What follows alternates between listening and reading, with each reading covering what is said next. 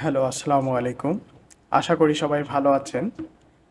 আজ আমরা মাইক্রোসফট ওয়ার্ডের টেবিল মেনুর কাজ দেখব।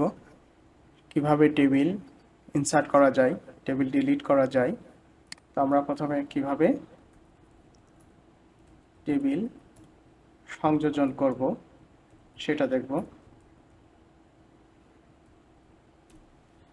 তো এই জন্য প্রথমে আমাদের ইনসার্ট ট্যাবে যেতে হবে। ইনসার্ট ট্যাবে যাওয়ার পরে এখানে লেখা আছে টেবল, অ্যাড এ টেবল। তো এখানে কিছু ব্ল্যাঙ্ক টেবল দেওয়া আছে। তো আমাদের ডান বরাবর যেটা সেটা হচ্ছে রো, এবং নিচে যেটা আছে সেটাকে কলাম বলা হয়। তো আমাদের এখানে সিলেক্ট করলে কতটি রো লাগবে, কতটি কলাম লাগবে এখানেও কিন্তু ডিফাইন করা যাচ্ছে। তো আমাদের এখানে 10টা রো আছে, 8টা কলাম আছে। যদি এর মধ্যে থেকে আমাদের সিলেক্ট করলে হয়, তাহলে আমরা এখান থেকে নিয়ে নিতে পারবো। এখানে আমরা কলাম নিচে 1টা, 2টো, 3টা, 4টা, 5টা, আর রো নিয়েছে 1, 2, 3, 4, 5, 6, 7, 8টা। তো আমরা এইভাবে ইনসার্ট করতে পারি। আবার ইনসার্ট করতে পারি, টেবিলে গেলাম, তারপরে ইনসার্ট টেবিলে গেলাম, যাওয়ার পরে আমার কয়টা রো লাগবে আর কয়টা কলাম লাগবে সেটা এখানে লিখে দিতে হবে। তো আমার 10টা কলাম লাগবে আর 10টা রো লাগবে। তাহলে আমি এখানে লিখে দেওয়ার পরে আমাদের রো এবং কলাম চলে এসেছে। এখানে আমাদের কি কি টেক্সট অ্যাড করতে হবে সেটা আমরা এখানে লিখে দিতে পারবো। তো আমরা এই টেবিলটা সিলেক্ট করে শিফট ডিলিট দিয়ে ডিলিট করে দিলাম। আমরা পুনরায় টেবিল অ্যাডের জন্য গেলাম। তো এখানে হচ্ছে কুইক টেবিল আছে, এটা ক্যালেন্ডার আছে, এগুলো আমরা আপাতত দেখব না। ড্র টেবিল, এটাও আমরা একটু পরে দেখি। তো আমরা প্রথমে ইনসার্ট টেবিলে যাই। ইনসার্ট টেবিলে যাওয়ার পরে আমরা 5টা কলাম এবং 2টা রো আছে, এইটাই আমরা রাখি। এরপর এখানে ডাটা ইনপুট করি।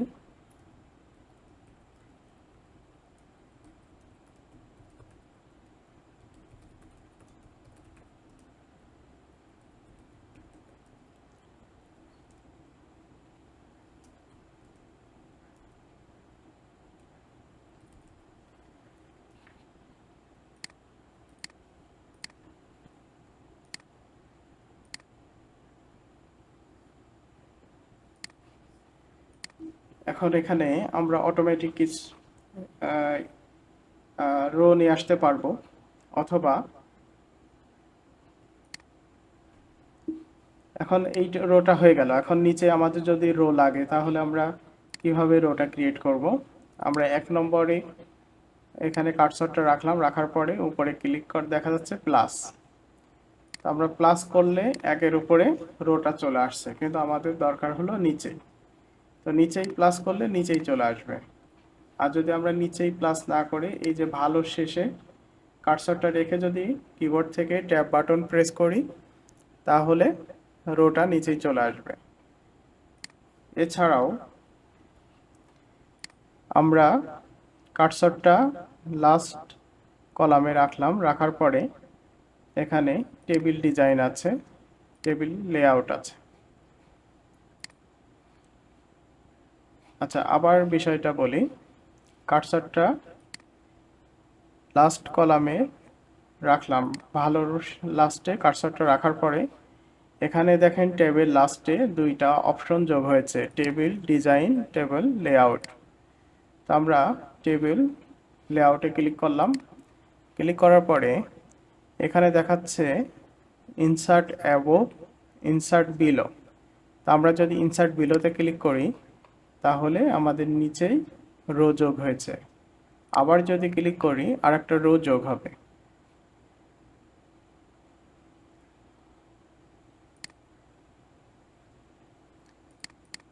আচ্ছা, এরপরে আমরা মনে করলাম রোল নাম্বারের লাস্টে, রোল নাম্বার এবং মোবাইল নাম্বারের মাঝে আমাদের একটা কলাম দরকার।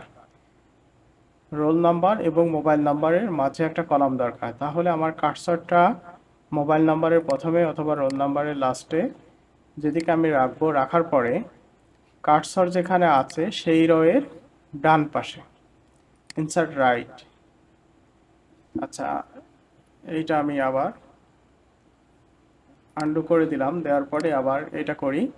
এই মোবাইল নাম্বারের আগে আমি কার্সরটা রাখলাম, মোবাইল নাম্বার কলামের আগে কার্সরটা রাখলাম, রাখার পরে ইনসার্ট লেফট, অর্থাৎ রোটা আমি কলামটা যেখানে নিয়ে আসবো, কার্সরটা যেখানে থাকবে তার ডাইনে অথবা বামে আমাকে রোটা ইনসার্ট করতে হবে। ইনসার্ট লেফট করলে কার্সরের বাম পাশে আসবে, ইনসার্ট রাইট করলে কার্সরের ডান পাশে আসবে। ওকে, এরপরে আমরা এই লেখাগুলো জাস্ট একটু কপি করে সব সেলে দিয়ে দিই। এখন বোঝার সুবিধার্থে এখানে আচ্ছা, সেল কম বেশি আমরা এখানে ধরে ড্রাগ করে করতে পারবো। মাউস থেকে লেফট বাটন চেপে ধরে ডাইনে অথবা বামে সরালে রো এর সাইজটা কম বেশি হবে। রোল নাম্বার সাধারণত কম লাগে, প্রাপ্ত নাম্বার ঠিক আছে, মোবাইল নাম্বারটা একটু বেশি লাগবে, মন্তব্য কলামটাও একটু বেশি লাগতে পারে। এই তো আমরা একটু সাইজ করে নিলাম। এখন মনে করেন যে আমার এই 2 3 4 5 6, তাহলে আমার 3 নাম্বার এই রোটা আমার ডিলিট করে ফেলতে হবে। তো আমি 3 নাম্বারে এখানে কার্সরটা নিয়ে আসলাম, 3 নাম্বার রোতে নিয়ে আসার পরে ডিলিটে গেলাম। ডিলিটে যাওয়ার পরে এখানে 4টা অপশন আছে, একটা হচ্ছে ডিলিট সেল, একটা হচ্ছে ডিলিট কলাম, একটা হচ্ছে ডিলিট রো, একটা হচ্ছে ডিলিট টেবল। তো আমাদের কাজটা হচ্ছে আমরা 3 নাম্বার রোটা ডিলিট করে দেব। দেন আমি 3 নাম্বার রোতে কার্সরটা প্রথমে রেখে আসছি, আসার পরে এখন ডিলিটে যাওয়ার পরে ডিলিট রো, দেখেন আমার 3 নাম্বার রোটা পুরোপুরি ডিলিট হয়ে গেছে। এখন কোনো কারণে মনে করেন যে প্রাপ্ত নাম্বার রোটা কলামটা আমরা পরে সংযোজন করেছিলাম, এই প্রাপ্ত নাম্বার কলামটা আমরা বাদ দিয়ে দেবো। তাহলে প্রাপ্ত নাম্বার কলামটা বাদ দেওয়ার জন্য প্রথমে ডিলিটে যাব, যাওয়ার পরে ডিলিট কলাম, দেখেন প্রাপ্ত নাম্বার কলামটি বাদ হয়ে গেছে।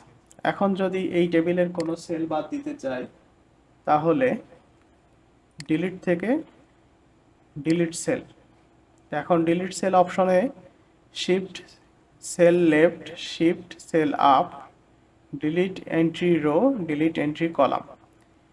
তো এখানে যেটা জানতে যাচ্ছে কার্সরটা যেখানে আছে কোন দিক থেকে ডিলিট হবে, আমরা লেফট করি, দেখেন কার্সরের যে সেলে ছিল সেই সেলটা ডিলিট হয়ে গেছে। এটা আমি আনডু করি, করার পরে আমরা ডিলিটে গেলাম, সেলে গেলাম, শিফট সেল আপ করি, তাহলে ডিলিট হয়েছে এবং এই যে ভালো শব্দটা লেখা ছিল নিচের থেকে উপরে চলে আসছে।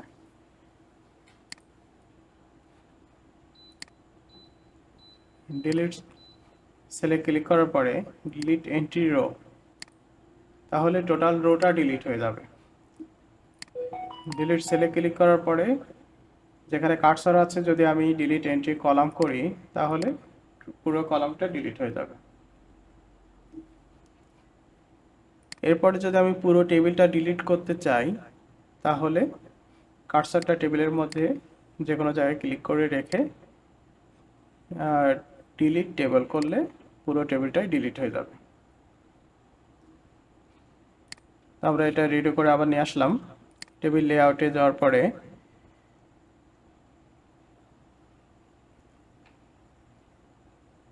এবার আছে স্প্লিট সেল, স্প্লিট টেবিল। তো আমরা যদি কোনো কারণে এই টেবিলটা 2 ভাগে ভাগ করতে চাই, তাহলে স্প্লিট টেবিলে ক্লিক করলে টেবিলটা 2 ভাগে ভাগ হয়ে যাবে। আর যদি কোনো সেলকে আমরা ভাগ করতে চাই, মানে কোনো কারণে আমাদের রো অথবা কলাম বেশি দরকার পড়ে, সেক্ষেত্রে আমরা স্প্লিট সেল করতে পারি। স্প্লিট সেল করলে এই সেলটা কয়টা কলামে বিভক্ত হবে, কয়টা রোতে বিভক্ত হবে, এখানে আমরা দেখাই দিলে সেইভাবে চলে আসবে। যেমন এখানে আমাদের দুইটা কলামে বিভক্ত হয়ে গেল।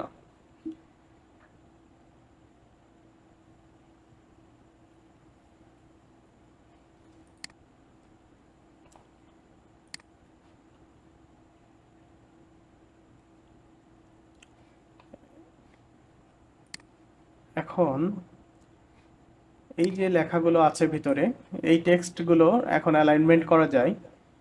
সেটা হচ্ছে এখন আছে অ্যালাইন টপ লেফট, মানে উপরে বাম দিকে এটা টপ আছে। আমি যদি এইবার টপ সেন্টার করি, তাহলে লেখাটা সেলের মাঝামাঝি চলে আসছে উপরের দিকে।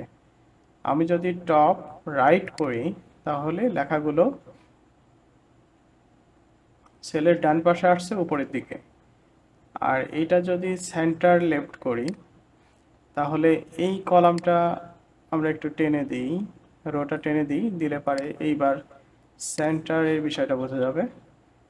আচ্ছা, আগে অ্যালাইন টপ লেফটটা করলে এই যে সেলের উপরের দিকে বাম পাশে এটা অ্যালাইন হয়েছে। যদি সেন্টার করি, তাহলে বাম পাশে এবং সেলের মাঝে এটা অ্যালাইন হয়েছে। অ্যালাইন বাটম টপ করলে এটা সেলের নিচেই এবং বাম পাশে এটা অ্যালাইন হয়েছে। আর যদি আমরা অ্যালাইন টপ সেন্টার করি, তাহলে এটা হচ্ছে সেলের মাঝে হবে উপরের দিকে। অ্যালাইন সেন্টার করলে সেলের মাঝে হবে। আর যদি অ্যালাইন বাটম সেন্টার করি, নিচের দিকে মাঝে হবে। তদ্রূপ এটা ডান দিকে হবে, উপরের দিকে ডাইনে হবে, এইটা ডান পাশে মাঝে হবে, আর এটা নিচের দিকে ডান পাশে হবে। এখন যদি আমরা কোনো কারণে টেক্সট ডিরেকশন করার দরকার পড়ে, অনেক সময় কলামের মধ্যে আমাদের টেক্সট ডিরেকশন করতে হয়। তো টেক্সট ডিরেকশনে ক্লিক করলে এই টেক্সটটা এরকম ঘুরে যাবে।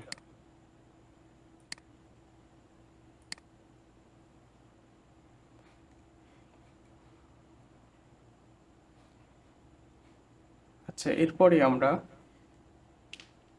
আরেকটা টেবিল ক্রিয়েট করব, যেখানে আমরা টেবিল মার্জ, সেল মার্জের কাজটা দেখাবো।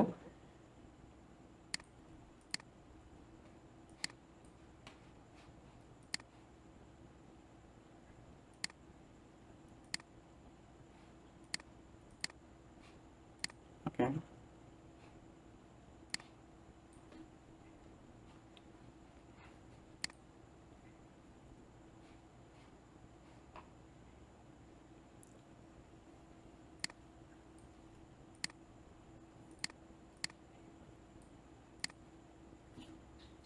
এখন মনে করেন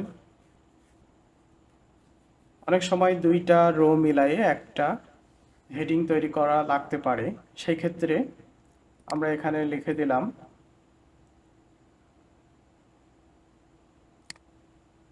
এই তিনটা রো মিলাই আমরা একটা সেল বানাবো।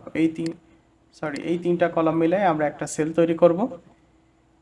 তো আমরা প্রথমে এই তিনটা সেলকে সিলেক্ট করে নিলাম। নেওয়ার পরে এখানে মার্জ সেল আছে, মার্জ সেল। তো মার্জ সেলে আমরা ক্লিক করলাম। মার্জ সেলে ক্লিক করলে এই তিনটা সেল এখন একটা সেলে পরিণত হয়েছে। তো আমরা এখানে ষষ্ঠ শ্রেণী লিখে দিলাম।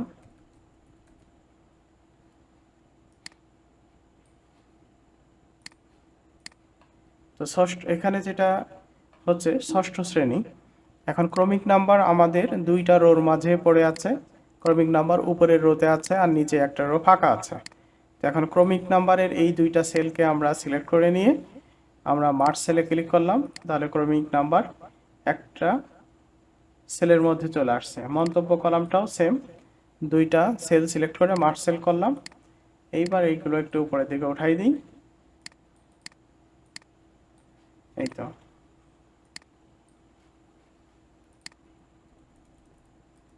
এই যে এখন হচ্ছে আমাদের দুইটা রো মিলাই একটা টেবিল হেডার তৈরি হয়ে গেল। এখন আমরা আমাদের ডাটাগুলোকে নিয়ে আসি।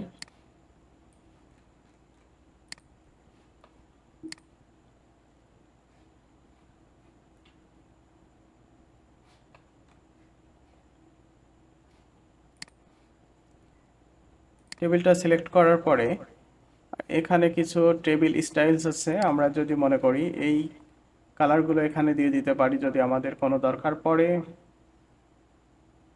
ভালো লাগার জন্য আমরা এরকম কালার ব্যবহার করতে পারি। এটা টেবিল ডিজাইনের মধ্যে পাবেন টেবিল স্টাইলসে। তো স্টাইলসগুলো করলে এরকম কালার থাকবে। আর যদি কোনো কারণে আমরা স্টাইলটা ক্লিয়ার করতে চাই জাস্ট ক্লিয়ার বাটনে ক্লিক করে দেব। এরপরে আসছে টেবিলের বর্ডার স্টাইল। তো এখানে যে বর্ডার স্টাইলগুলো আছে আমরা যে কোনো একটা বর্ডার স্টাইল সিলেক্ট করে দিতে পারি, সেই অনুসারে এখানে বর্ডারগুলো চলে আসবে।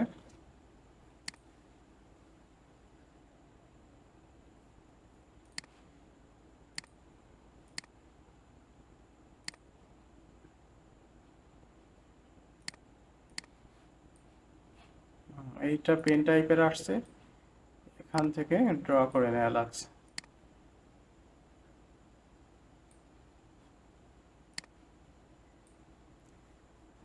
যাই হোক, এটা আমরা আবার সিলেক্ট করলাম, করার পরে বর্ডারসে যে অল বর্ডার দিয়ে দিই তাহলে আর কোনো ঝামেলা থাকছে না। টেবিলটা সিলেক্ট করে বর্ডারসে যে অল বর্ডার দিয়ে দিলাম।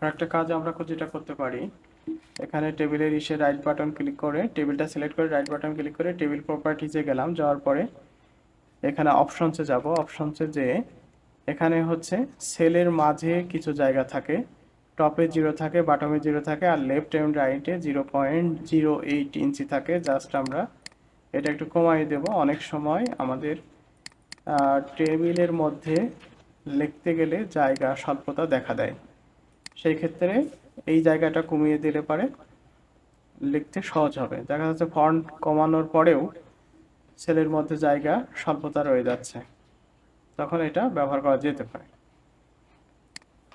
তো টেবিল প্রপার্টিজে আমরা আবার ক্লিক করি, করার পরে এখানে বর্ডার অ্যান্ড শেডিং আছে। তো এখানে যদি কোনো কারণে টেবিলের যে বর্ডারটা আছে এটা যদি সাইজ মোটা চিকন হওয়ার বিষয় থাকে তাহলে সেটা করতে পারবেন। আবার রাইট বাটন ক্লিক করে টেবিল প্রপার্টিজে যাই, যাওয়ার পরে এখানে রো কতটুকু হবে, কলাম কতটুকু হবে, সাইজ, সেই সাইজটা এখানে ডিফাইন করে দেওয়ার সুযোগ আছে। আর সেলটা যদি আমরা মনে করি যে সেলের সাইজটাও সব সেলে একই রকম হবে, জাস্ট এখানে ক্লিক করে সাইজ করে দিলে, ওকে করে দিলে সব সেল সমান হয়ে যাবে।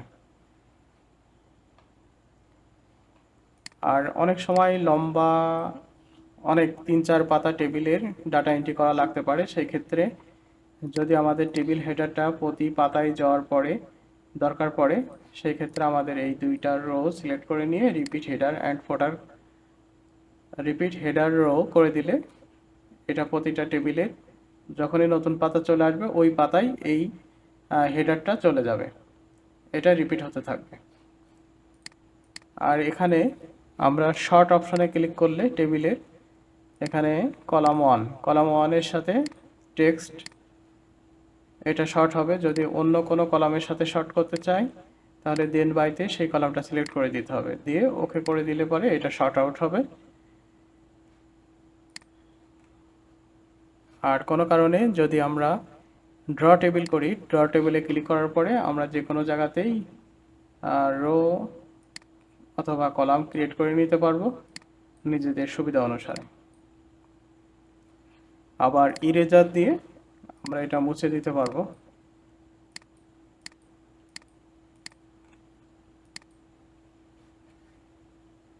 মোটামুটি টেবিল অপশনের জন্য আপাতত এইটুকু আমাদের কার্যক্রম। তো সবাই ভালো থাকবেন, চ্যানেলটি ভালো লাগলে লাইক করবেন, শেয়ার করবেন। ধন্যবাদ। আসসালামু আলাইকুম।